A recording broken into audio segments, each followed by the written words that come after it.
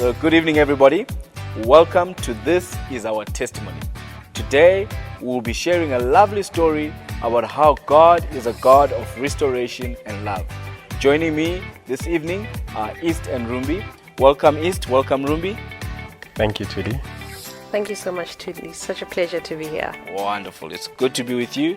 And I am looking forward, and I'm sure our guests are looking forward from hearing what God has done in your life. Amen. So before we get into the crunch of the matter, tell me a bit about yourselves. You are East, you are Rumbi. So East, I'll start with you. Okay. Who are you? Where are you from? What do you do as a job? And then Rumbi. Okay. My name is Eastwall Changadea, but everyone calls me East. I'm 30, turning 31 in August. I have two beautiful children, and I'm married to Rumbi, my wife, who's sitting right next to me. For a living, I'm a biotechnologist by profession, but I'm in the transport industry. Deep stuff. Bio. Okay, my name is Rumbi Changadea, married to Eastwell. And as you mentioned, got two beautiful children, my daughter and my son. I'm also 30, turning 31. For a living, I am a biochemist. I work in a lab. Yeah. They say in Shona, Mahevi. Did you hear those qualifications? Bio something and bio something. I won't tell you guys what I'm qualified in, but anyway, moving along. So we heard about the two kids, and I can see, Rumbi, we've got number 3 on its way. So Yes. The family is growing. Congratulations. Thank you And so much. we look forward to meeting number 3. So guys, just tell us maybe a little bit, how did you guys meet the Lord when we were born again? Obviously, just tell us a bit about your salvation story. We'll start with the lady. Okay.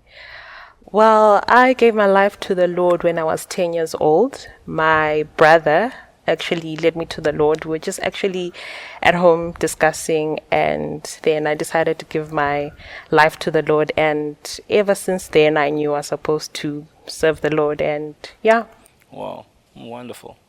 And Brother East? For me, I met the Lord in 2015. It was actually at a youth camp in Shalom, back when we were still meeting for camp. And for me, the Lord just touched me on that camp. I gave my life to the Lord. That same camp, I spoke in tongues, and I've been serving the Lord since. Wonderful. How we miss those precious youth camps. Many young people have testimonies of how the Lord has touched them and changed their lives. And now, obviously, what many young people like to know, the lovely part, the rosy stuff. How did you guys meet? he can start.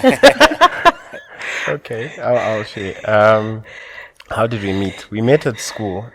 We went to NUST together. We're studying the same degree. So when we were at NUST, that's when I met her. I mean, obviously, she stood out in the crowd. And it was, but I mean, at the time, she wasn't up for a guy like me. So I pushed my way to get to know her. But eventually, she came round. Wow. Well, that's his version. But yes, true, it did meet in 2009, I think, at school at NUST. I wasn't looking to meet him because I was this Christian girl, just out to achieve my degree and serve the Lord. I wasn't looking to meet a guy at school. And he was the noisy type of guys, riding in cars with girls, flashing money, that type of person. And, as a Christian, completely opposite. But one day we were in the library, and I decided to get to know this guy with all his, what's behind the facade, what's behind the show.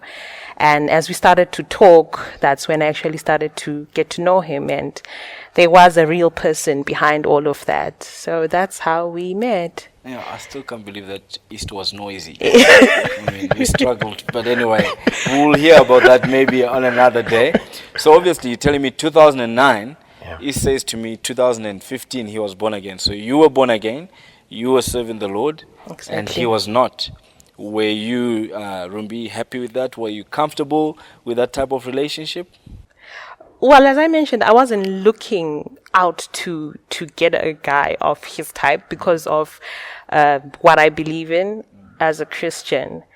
But I think somewhere in me, innocently, I thought maybe if I get to know him, I could minister to him somehow and bring him to the Lord. But obviously, it didn't go that way. And I started to compromise bit by bit my values as I began to know him, because he had his own agendas. And so that's how it pretty much So basically progressed. it evolved and you guys were now dating. I'll stick to you a bit now because it's interesting to hear the ladies' sides of the story anyway. So you, at that point, you are dating, he's not in the church, you come into the church. How did that roll out? How was that going for you? Whilst being in the church, surely I'm thinking at that time you're also involved. Yes, I was very much involved in the church, in different ministries and departments. But like as I said, I started to compromise because dating is... I actually didn't believe in dating.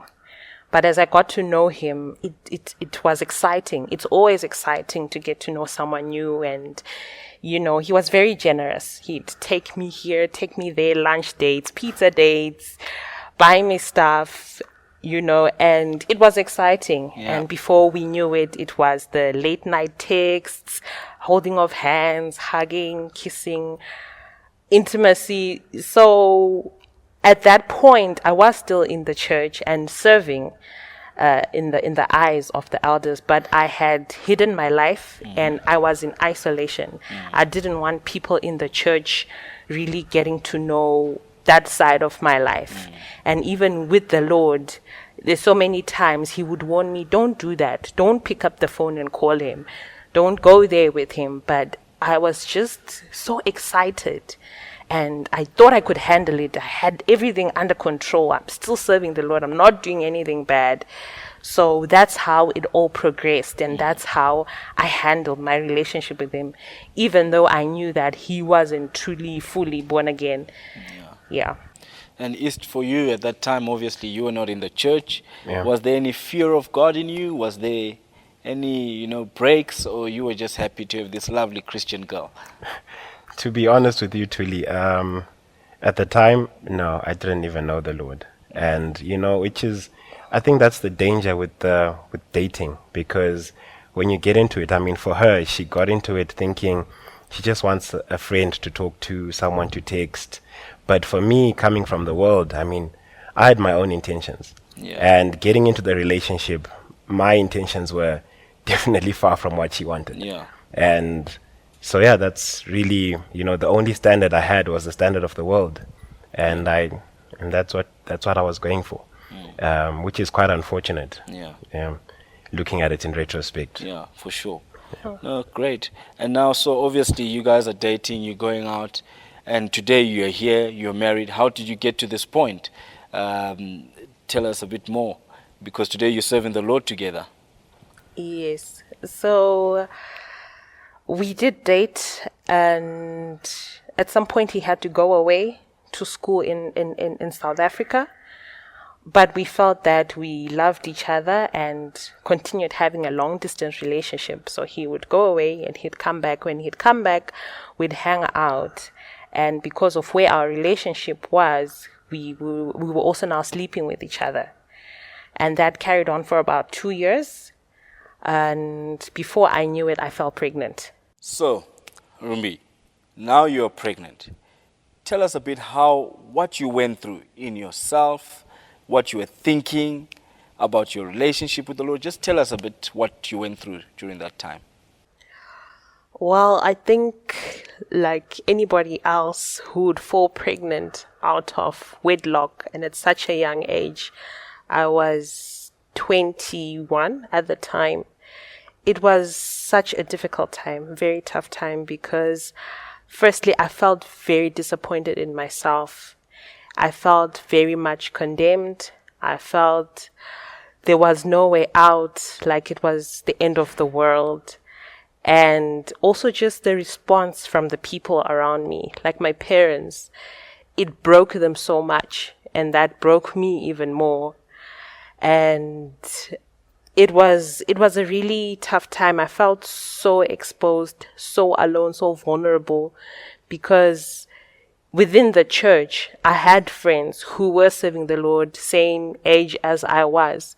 And it felt like their life was going super, and, they were getting married and they didn't have a story like mine. And now I had this problem and it was mine. And even just a sense of judgment. I felt people were judging me for what had happened and for what I had done, even though maybe that was just in my head.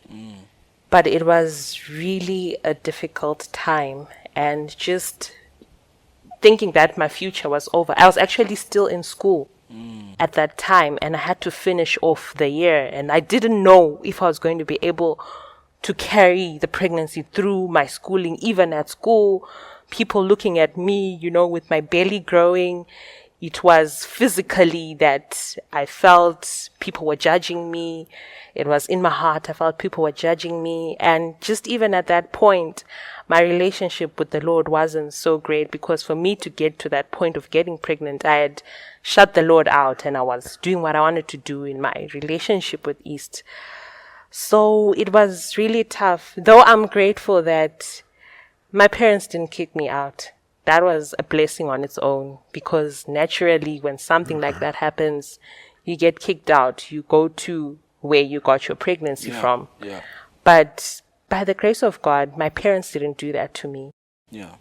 Yeah. So lots of emotion that you went through, lots of A lot of heartbreak, a lot of rejection, a lot of feeling alone, very much alone in the situation. And what was at that time, what was his response? Was he accepting? Was he also not sure? How was it going in your relationship with East?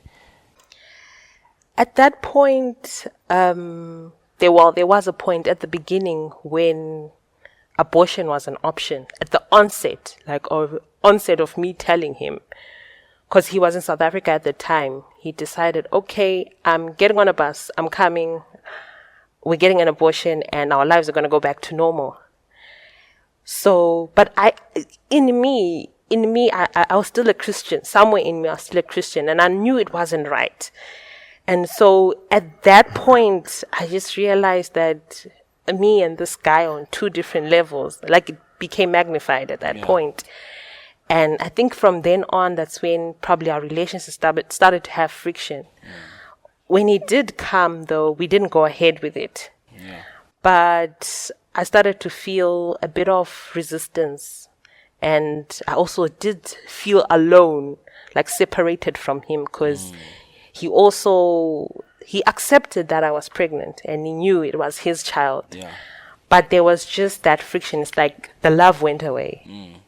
The excitement went away. So those were all the emotions that were happening between us and in our relationship. That's a very interesting picture that you're showing me here. It's almost like, it's day and night, because one day this is an amazing, relationship. We love each other, hunky-dory, and all of a sudden, whoop, as soon as you get pregnant, the whole story changes. And so for you, East, obviously, Rumbi has told us how she felt. What did you go through during that time, from the time you heard the news? For me, from the time I heard the news, obviously I couldn't believe it. And I thought it was a joke. And I just couldn't understand, but I mean, obviously we had been sleeping together, and that's the result of sleeping together. But it was difficult, and I didn't know what to do. So the first option, consulting my friends that were close to me, what do I do in such a situation? And they all said, okay, I know. I actually had a very close friend of mine who said, let's take, I was driving at the moment. So he said, let's take the car overnight. Let's go to Botswana. Let's use the Botswana route to go home. Go and get some abortion pills in Botswana, and we'll go home and sort it out. Our lives will be back to normal. We'll continue clubbing. Don't worry, I've done it many times. So, yeah, that's what that was the plan. Oh, wow. And so we're going to Botswana, and we have a tire burst, and we're waiting in Botswana. we had to sleep overnight in the middle of the bush. And as crazy as I didn't know the Lord, but I promise you that night, the Lord said something to me, because it was an abnormal experience for me at the time.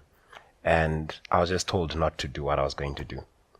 And morning came, we sorted the tire, we drove into Francistown. My friend said, let's go and get the pills. I said, it's okay. Let me just go home. And I came home and I saw her. She said, what are we doing? I said, I don't know what we're doing, but we can't abort. And yeah, that's what was happening. And tell me a bit with you, obviously with your friends, you've told us, and how was the situation with your family? Because you had to tell them now that you decided not to abort the baby. Telling my family was very difficult, because up to this point, I was the high achiever in the family, and they thought I was going to be something great, and there was no room for disappointment. And for them, telling them that I've made a girl pregnant, they could not accept it, which is part of why it was almost as though they kicked me out of the house.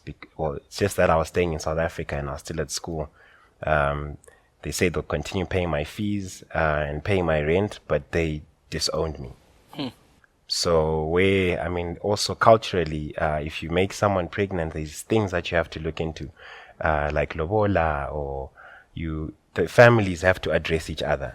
But my family told me, you're on your own, we're doing nothing for you. You've wanted this life. We sent you to school, spend money on you, and this is how you pay us back. So I now just had to try handle the whole situation as best as I knew. Wow. And bear in mind, I'm 21. Sure. Yeah, what an experience, eh? And obviously you guys are going through all this. Rumbi, how do you then come to a place where you realize I have to come back to the Lord? Obviously going through all this emotion, this difficult time. Okay. Well, I think because I was a born-again Christian, yes, I had backslidden, but you still know the voice of the Father. You still know why you're here on earth and what your purpose is. And so in God's grace and in His love, I felt Him call me. And at that time, I prayed a lot because I felt He was the only person I could tell in detail exactly what I was feeling, exactly what I was going through. And I think in me speaking to God and spending time with Him, my heart opened even more to Him, more to His forgiveness, restoration. And also because of the grace of God, there is this beautiful church family that I still am in today, and they were there. I remember there was a meeting that was called that I had to be in, and the elders were there, and I thought it was going to be the worst meeting ever, how they're going to judge me, cast me out of the church, tell me what a nonsense I have been. But it didn't go down like that. Yeah. I actually remember Uncle Richard telling me that, yes, you have done wrong and it is not acceptable. But, that but is what gave me hope. But there is still life after this. This happened in your life, but it doesn't have to become your lifestyle. And that's what gave me hope that, okay, it is not the end of the world. Yeah. There is still a future for me. Yeah. And that's what opened the door to restoration towards God and even towards the family of God. Yeah. And I didn't expect that. It was quite shocking. Yeah. It's unexpected, from a church family, but they really gave me that love, that support. They showed me that Jesus is still there. Amen. Yes, I had done wrong and there were consequences, but it was not the end for me. Yeah. And I would like to ask you, maybe, obviously, in this whole time, East is still somewhere in your life because there's a baby that's on its way. But your relationship with him at that time, surely it wasn't the same before, it came to the point of being pregnant. How was your relationship when you now knew, okay, things are clear, we're going to have the baby? How did you guys relate? How clear was your relationship? It was still a tough time, an interesting time. Yes, we had accepted we're going to have a baby, and I knew that I'd been restored to the Lord, but I still had to go through the whole 9 months. I still had to face my family, face people, yes, with the Lord's help. And in our relationship, we still did talk, but it just wasn't the same as before. Some way, yes, the love was there, but it just wasn't the same as before. And we would have fights here and there because now life is real. It's no longer just girlfriend and boyfriend, but we need to step up. We need to mature fast. Yeah. And we need to think about taking care of this child, building a family if we're going to build a family. So all those difficult questions came into play, and also our families having to get to know each other. It was a long process, but it was a time where I think we both grew in our relationship and in ourselves. And so, yeah. And through obviously during that time, tell us a bit, how did you come to know the Lord? How, did you experience the love of God during this whole drama? So she invited me to church on one of my visits from South, and she said, let's go to church together. And I was scared because I just thought I was coming to get a beating, because I thought I was this big bad wolf. I was. But I got here, and there were a few brothers who welcomed me with open hands, and they just wanted to know where I was. They just wanted to help me out, find out how they can assist, what's happening. And it was so foreign from where I was coming from, because I had just been rejected by everyone that I knew, everyone that I loved. And then these people come and they have so much love, and they're caring, and they've been helping her out with so many things. I mean, I'm 21, I'm at school, and there's needs that she already has. And she's finding all that help in the church. And I started to feel that love as well. So for me, just getting that response, it made it so much easier to want to know, what the Lord has or who the Lord is, because there was so much love, a love I'd never felt before. Yeah, wonderful. And Rumbi, now that he's born again, I'm sure it was a big relief for you, but how obviously the relationship now, handling things, how was that? How was the changeover? Okay. Obviously it was great because now you're reading the same blueprint, Yes. And now you can talk to each other about spiritual things, even in your reactions, when the Lord is in your life. Yeah. Whatever the situation is, whether we had problems within our marriage or about raising the baby, we always had the same foundation to go back to. And ask the Lord or ask the people around us, because like I said, we're reading the same blueprint. And it was such a relief, because now we can walk together in this Christian road. I don't have to play games of, okay, I'm the Christian one and he's not the Christian one. So it brought such a relief, and it also brought such a security. I finally felt I could lean on his shoulders, because sometimes when it came to spiritual things, maybe he wouldn't understand, and I would have to take a lead, maybe if I can say that. But now the roles were actually the way that they were supposed to be. Things were now in order. Wonderful. So, yeah. Isn't God amazing? Indeed. It's really an amazing story. It's very encouraging. And I think just to round off, guys, just some advice that you want to give to the young people that are joining us tonight, or anyone that might be going through or might have gone through the same situation and maybe they are still in a pit. I think we'll start with you, East. What would you want to advise the people out there, and then Rumbi? The advice that I would want to give is really from 2 Timothy 2, verse 22, which talks about, I'll just paraphrase, which talks about fleeing from youthful lusts. And I really feel that that scripture is talking about fleeing, and when you're fleeing from something, you're not looking back, you're not trying to negotiate, compromise, you're running away. And as harsh as it sounds, that's what you need to do. because there's nothing good in what you are doing. There's nothing for us in the world. And my life is a testimony that I was there, and you don't need to go down that road. You don't need to have so many scars for you to realize the love of the Lord. If you're already in the Lord, just stay in that counsel. Stay with people who are walking with you in the right direction, and it's a good place to be. Amen. Amen. From me, I would say, looking at it from 1 Corinthians 6, verse 12, it talks about everything is permissible, but not everything is beneficial. And as you go down, it also talks about how our bodies are made for the Lord and to serve Him, and not for other works like sexual immorality, which we had found ourselves in. And I think that's how we should uphold our lives. You can do so many things. It's exciting to get to know somebody, to want to be in a relationship, to want to be sleeping with somebody.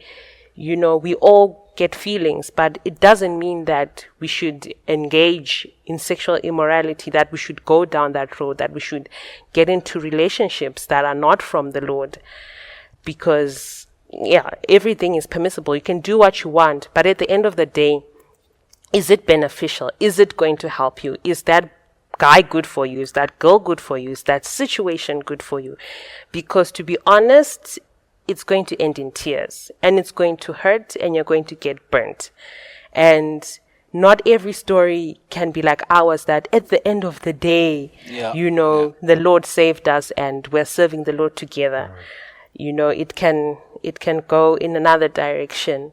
So let us do what God wants us to do, and serve Him even with our bodies unto Him, and not unto other idols or other things. Oh, thank you so much, guys. Really, really appreciate your time, making yourself vulnerable, sharing your lives with us. Really appreciate it, and I'm sure it's going to be a blessing to someone out there. So thank you, everyone, for joining us this evening. What a wonderful testimony of God's love and God's restoration. And maybe you are watching this story tonight and you're saying, but I don't feel that love. I haven't felt that restoration. I still feel rejected. I want to tell you, my friend, that God also wants to restore you. Whether your guy, maybe you got pregnant and the guy went away, God still wants to restore you. It can be a good ending for you too. And if you want to talk to anyone, maybe you're still going through things, maybe you're in a relationship that is unclear, please contact us. We would love to speak to you. You can remain anonymous, no problem, but we'd love to share the love of God with you, and I am sure we'll be able to rejoice together at what God would have done in your life. So God bless you. Until next time, good night.